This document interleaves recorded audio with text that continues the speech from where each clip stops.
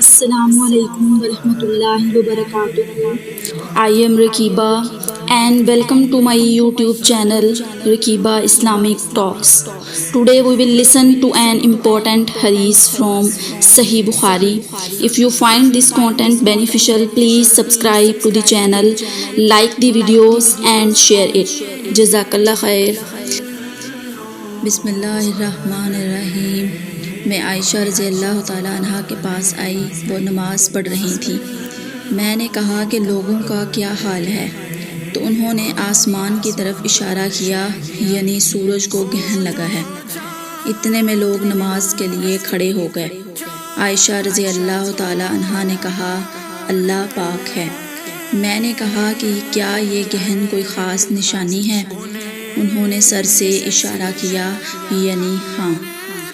फिर मैं भी नमाज के लिए खड़ी हो गई, हत्ता कि मुझे गश आने लगा तो मैं अपने सर पर पानी डालने लगी। फिर नमाज के बाद रसूलुल्लाह सल्लल्लाहु अलैहि वसल्लम ने अल्लाह ताला की तारीफ़ और इसकी सिफ़त बयान फरमाई।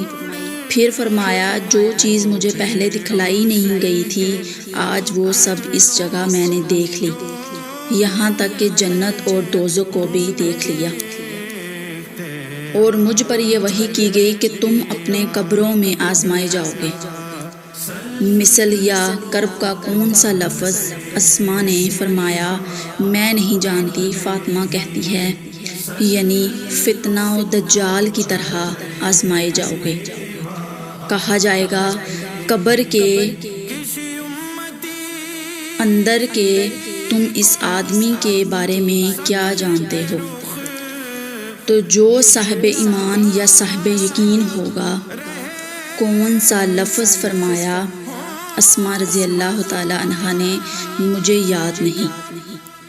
वो कहेगा, वो मोहम्मद सल्लल्लाहु अलैहि वसल्लम हैं, जो हमारे पास अल्लाह की हिदायत और दलीलें लेकर आए तो हमने इनको कबूल कर लिया और इनकी पैरवी की। वो मोहम्मद सल्लल्लाहु अलैहि वसल्लम हैं।